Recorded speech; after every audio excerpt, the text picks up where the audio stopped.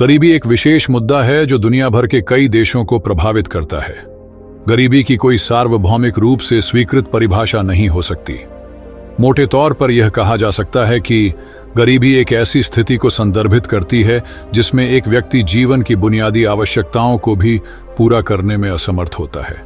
आवश्यकताओं में भोजन, कपड़ा, आश्रय, शिक्षा और स्वास्थ्य सुविधाएं शामिल हैं। एक राष्ट्र गरीबी के चक्र में तब फंस जाता है जब आबादी का एक बड़ा हिस्सा लंबे समय तक जीवन की सबसे जरूरी चीजों से भी वंचित रहता है। अगर न्यूनतम जरूरतें पूरी न हों तो व्यक्ति को दर्द और तकलीफ से गुजरना पड़ता है। बीमारी और विकलांगता उसे जीवन के सभी पहलुओं में असहाय बना देती है।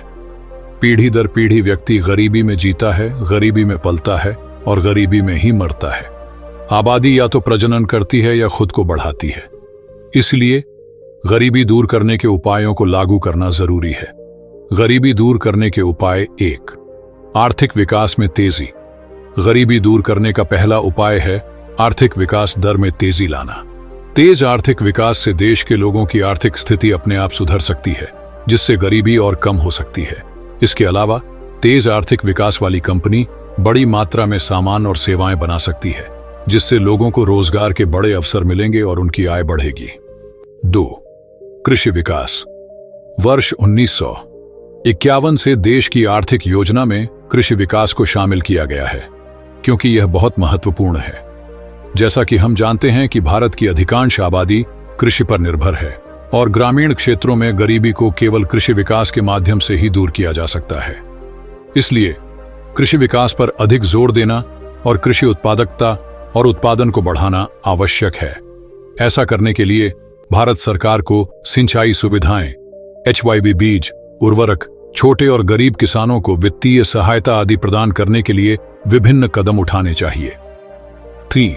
आय की असमानताओं को कम करना। किसी देश के लिए आर्थिक विकास में तेजी लाना महत्वपूर्ण है, लेकिन गरीबी उन्मूलन के लिए यह पर्याप्त शर्त नहीं है।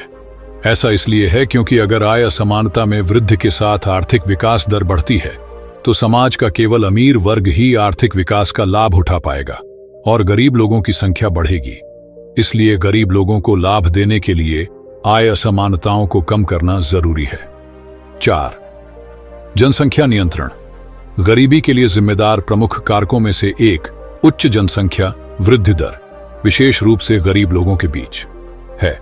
इसीलिए गरीबी को मिटाने के लिए जनसंख्या वृद्धि दर को नियंत्रित करना आवश्यक है। जनसंख्या नियंत्रण की आवश्यकता के प्रति लोगों को जागरूक करके ऐसा किया जा सकता है। इसके अलावा परिवार नियोजन अभियानों को तेज करने से भी गरीबी को काफी हद तक दूर करने में मदद मिल सकती है। 5. भूमि सुधार। भूमि सुधार भी गरीबी उन्मूलन में एक महत्वपूर्ण उपाय है। भूमि सुधार के माध्यम से भूमि की जोत पर सीमा लगाई जा सकती है ताकि अच्छी मात्रा में भूमि प्राप्त की जा सके और फिर उसे भूमिहीन मजदूरों में वितरित किया जा सके। ये भूमिहीन मजदूर फिर उस भूमि पर खुद को रोजगार दे सकते हैं और अपने लिए जीविका कमा सकते हैं, जिससे अंततः गरीबी दूर हो जाएगी। 6. अधिक रोजगार के अवसर। गरीबी एक ऐसी स्थिति है जब लोग अपनी बुनियादी जरूरतों को भी पूरा नहीं कर पाते। इसलिए गरीबी को खत्म करने के लिए रोजगार के अवसर बढ़ाना जरूरी है। श्रम प्रधान तकनीकों को बढ़ावा देकर ऐसा किया जा सकता है। इसके अलावा ग्रामीण क्षेत्रों में निर्माण गतिविधियों और लघु उद्योगों को बढ़ावा देकर रोजगार पैदा किया जा सकता है। साथ ही अगर लोग साक्षर होंगे और उन्हें उचित शिक्षा मिलेगी तो उन्हें नौकरी भी मिलेगी। इसलिए लोगों को अधिक विविध शिक्षा सुविधाएं प्रदान की जानी चाहिए और साथ ही निरंतर प्रशिक्षण कार्यक्रम भी होना चाहिए। ये कार्यक्रम शिक्षित बेरोजगार लोगों को अपना कौशल विकसित करने और नौकरी पाने में मदद करेंगे। व्यक्ति और समाज की भी जिम्मेदारी भारत ही नहीं अपितु संपूर्ण विश्व के लिए गरीबी एक अभिशाप है। गरीबी के समूल उन्मूलन के लिए वैश्विक स्तर पर समेकित प्रयासों की जरूरत है।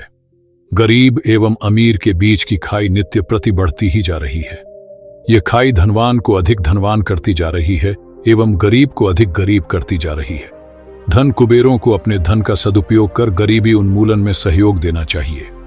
गरीबी निवारण जितना राष्ट्र और विश्व का दायित्व है, उससे कई गुना स्वयं व्यक्ति एवं समाज का दायित्व है।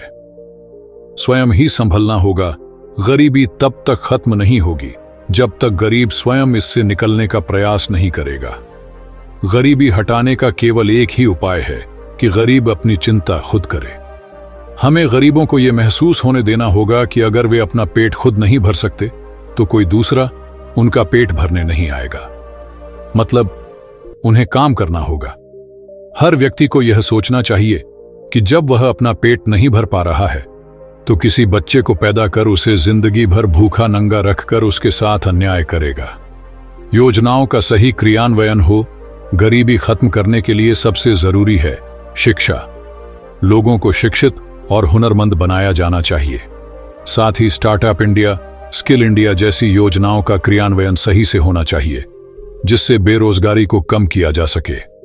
गुणवत्तापूर्ण शिक्षा जरूरी।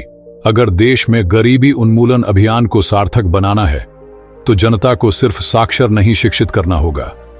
ऐसी गुणवत्ता वाली शिक्षा दी जानी चाहिए जिससे वे समर्थ बने और अपना जीवन निर्वाह कर लें। जितने अधिक रोजगार निर्मित होंगे उतनी ही गरीबी दूर होगी। शासन को चाहिए कि वे समझें कि सिर्फ अनाज व रुपए देकर गरीबी दूर नहीं की जा सकती। ऐसी योजनाएं ज्यादा काम न करने की प्रवृत्ति जगाती हैं। हालांकि ये सरकार की जिम्मेदारी है कि कोई भी व्यक्ति आहार से वंचित न रहे। इसके लिए आवश्यक है कि सिर्फ असहाय बुजुर्ग व दिव्यांगों को ही मुफ्त अनाज की सुविधा दी जाए। बाकी लोगों के लिए मनरेगा की तर्ज पर अनाज के लिए 5 से 10 दिन का काम अनिवार्य कर देना चाहिए। इससे लोगों में काम करने की प्रवृत्ति जागेगी और निश्चित ही गरीबी कम होगी। मुफ्त शिक्षा और चिकित्सा की व्यवस्था। आवश्यक गरीबी खत्म करने के लिए सरकार गरीबों के लिए चल रही समस्त फ्री स्कीमों को खत्म कर केवल मुफ्त शिक्षा एवं चिकित्सा दे। साथ ही उद्योगों को प्रोत्साहन दे। अफसरशाही खत्म हो। व्यापार एवं उद्योगों को अधिक से अधिक सुविधाएं एवं प्रोत्साहन दिया जाए, जिससे रोजगार के अवसर बढ़ेंगे और गरीबी खत्म होगी। करनी होगी मेहनत। गरीबी को खत्म करने के लिए आवश्यक है कि हर व्यक्ति का शारीरिक, मानसिक तथा शैक्षणिक विकास हो। केवल मात्र सस्ता अनाज उपलब्ध कराने मात्र से गरीबी दूर नहीं होती। गरीबी दूर करने के लिए गरीब को मेहनत करनी होगी, उसे शिक्षित होना होगा। वर्तमान में जो भी गरीबी दूर करने के लिए सरकारी योजनाएं हैं वे सब वोट बैंक बढ़ाने के लिए है। समन्वय आवश्यक। गरीबी की समस्या से निपटने के लिए केंद्र और राज्य सरकार के बीच समन्वय आवश्यक है ताकि विभिन्न जन कल्याणकारी योजनाएं चलाई जा सके। यह सुनिश्चित हो कि सभी को रोजगार मिले। लघु और कुटीर उद्योगों को बढ़ावा दिया जाए। रोजगारोन्मुखी शिक्षा उपलब्ध कराई जाए। साथ ही आय की असमानता को दूर करने का प्रयास किया जाना चाहिए। धर्मस्थलों के धन का इस्तेमाल करें। भारत में गरीबी का मुख्य कारण अंधविश्वास, अज्ञानता, बेवजह के खर्च के साथ अशिक्षा भी है। धर्मस्थलों की संपदा को देश की प्रगति में लगाना होगा। धर्मस्थलों के पास रखी धनराशि को बड़े बड़े उद्योगों के निर्माण में लगाकर रोजगार के अवसर पैदा करने होंगे। साथ ही शादी में लाखों रुपए खर्च करने से अच्छा होगा कि दोनों परिवार मिलकर नवदंपति को आत्मनिर्भर बनाएं। रोजगार जरूरी। एक परिवार में एक व्यक्ति को पक्की नौकरी की व्यवस्था होनी चाहिए। जिन परिवारों में कोई नौकरी नहीं करता और खुद का व्यवसाय भी नहीं है, उस परिवार को शासन द्वारा हर महीने 5,000 रुपए मिलने चाहिए। महिलाओं के लिए घर पर रोजगार की व्यवस्था होनी चाहिए। श्रम का सही उपयोग हो। भारत में गरीबी उन्मूलन के कई नारे लगे हैं और योजनाएं भी बनी हैं, परंतु उनका लाभ लोगों तक नहीं पहुंच सका है। सबसे पहले इंफ्रास्ट्रक्चर को सुधारने की जरूरत है, जिससे किसी भी योजना का लाभ अंतिम व्यक्ति तक पहुंच सके। साथ ही साथ श्रम की तरफ भी ध्यान केंद्रित करना जरूरी है। जिस बात को 4 लोग कहें उसे नहीं टालनी चाहिए, हमेशा लाभ होता है। तुम्हें धन मिले तो उसे गुप्त रखो, ढिंढोरा मत पीटो। अपना राजदार किसी को मत बनाओ, अपनी पत्नी को भी नहीं। राजा अथवा विशिष्ट व्यक्तियों से कभी झूठ मत बोलो। एक गांव में श्याम नाम का गरीब व्यक्ति रहता था। उसके पास आय का कोई साधन नहीं था। उसकी पत्नी राधा उसे रोज कहती कि जाओ कुछ कमाकर लाओ वरना खाएंगे क्या, लेकिन श्याम ऐसे ही हाथ पर हाथ धरे बैठे रहता था। एक दिन राधा के बहुत कहने पर वह कमाने जाने राजी हुआ, लेकिन उसने कहा, रास्ते में मुझे भूख लगेगी तो मैं क्या खाऊंगा, कुछ रुपए हों तो दे दो। राधा ने बड़े जतन से 20 रुपए रखे थे, सो श्याम को दे दिए। श्याम चल पड़ा, पर जाएगा कहां? यही सोचता चला जा रहा था कि उसे जंगल में एक कुटिया दिखाई दी। कुटिया के आगे 10-12 लोग खड़े थे। श्याम वहीं रुक गया। पूछने पर एक आदमी ने बताया, अंदर एक महात्मा है जो पैसे लेकर अक्ल बेचते हैं। श्याम ने सोचा, चलो अंदर चलकर देखा जाए, और वह भी कतार में खड़ा हो गया। अपनी बारी आने पर वह अंदर गया तो महात्मा ने पूछा, कितनी अक्ल चाहिए तुम्हें? 1 अक्ल के 5 रुपए लगते हैं। श्याम ने 5 रुपए दे दिए।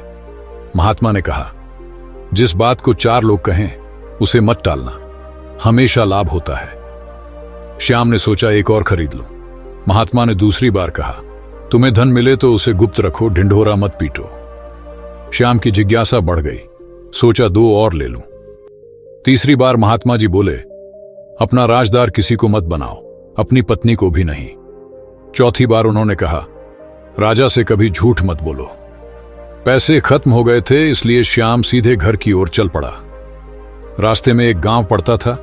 उसने देखा वहां भीड़ लगी हुई है, लोग आपस में बहस कर रहे हैं। खाट पर एक मृत व्यक्ति पड़ा है। श्याम को देखकर वे सभी उससे कहने लगे, भाई इसे श्मशान तक पहुंचा दो और अंतिम संस्कार कर दो, इसका अपना कोई नहीं है और यह भिखारी था। श्याम को पहली बात याद आ गई। वह खाट सहित मरे आदमी को सिर पर उठाकर ले गया। शमशान पहुंचकर उसने देखा कि मैली कुचौली चादर के नीचे ढेर सारे रुपए बिछे हैं। वह उन्हें लेकर अपने गांव चला गया। पत्नी के इतने पैसों के बारे में पूछने पर श्याम को दूसरी बात याद आ गई और उसने यह कहकर टाल दिया कि तुम्हें इससे क्या, बस कमा लिए।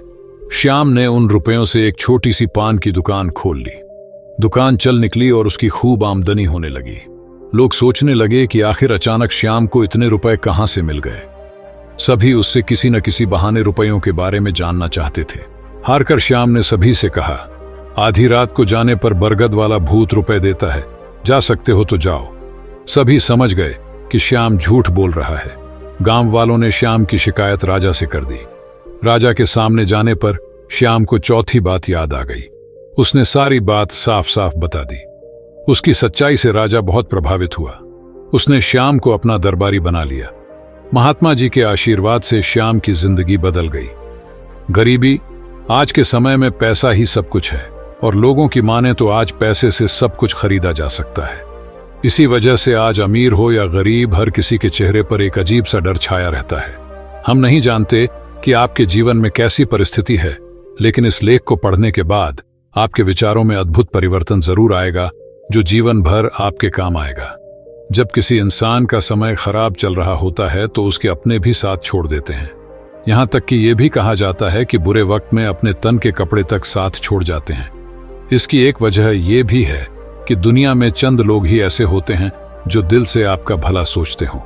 देखा जाए तो दुनिया का सबसे बड़ा दुख गरीबी नहीं है। इस संसार में कई ऐसे दुख भी मौजूद हैं जो धनवान होने के बावजूद इंसान की जिंदगी को खोखला करते जा रहे हैं।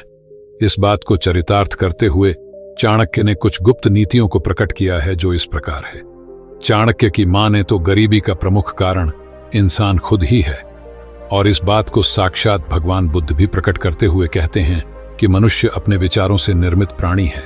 वह जैसा सोचता है वैसा ही बन जाता है।